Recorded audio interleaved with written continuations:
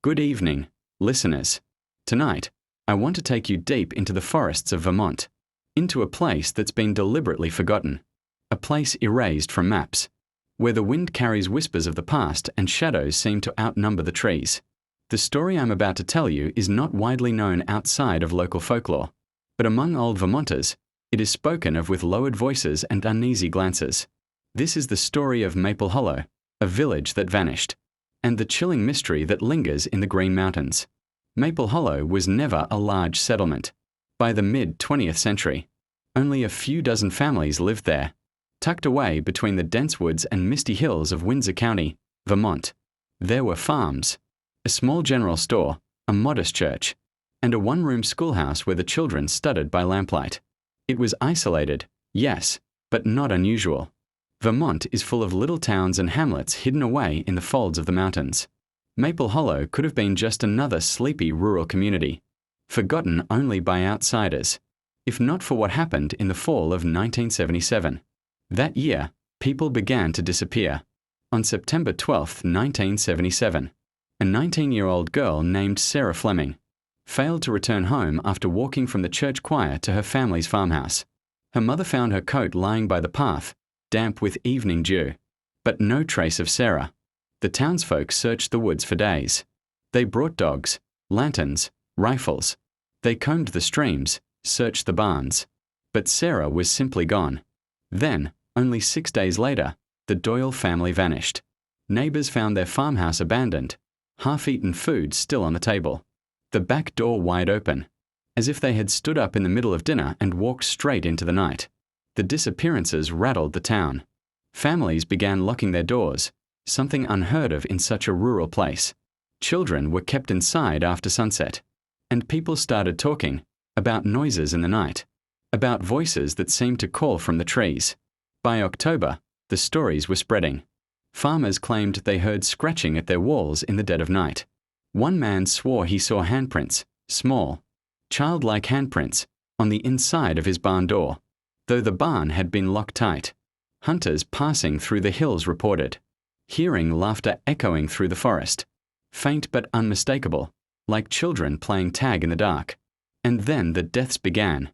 The watchmen, a group of men from the town, decided to take shifts patrolling at night. They armed themselves with shotguns, lanterns, and knives.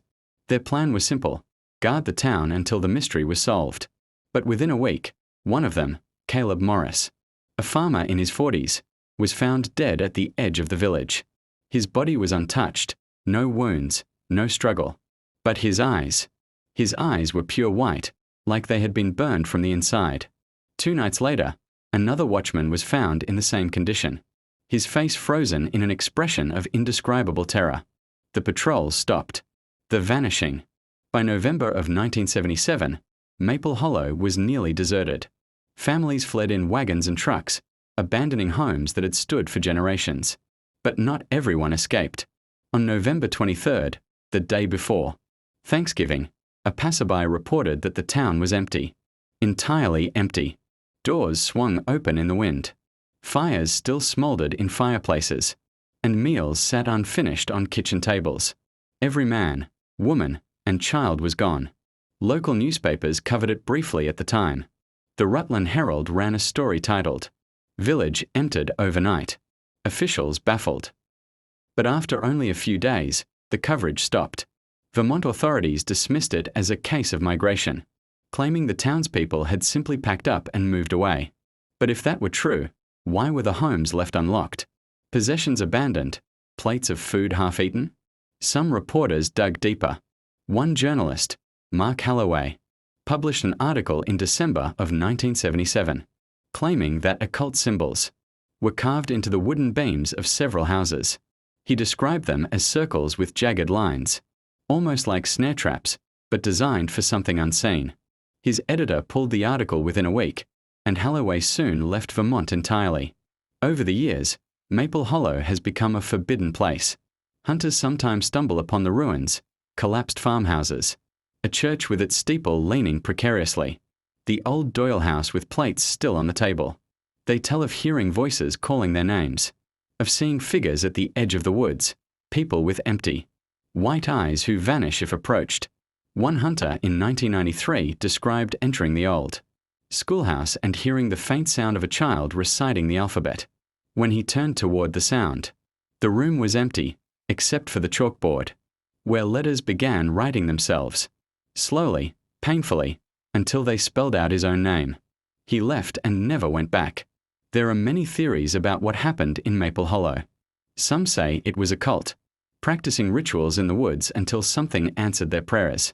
Others believe it was a case of mass hysteria, that fear itself drove people insane.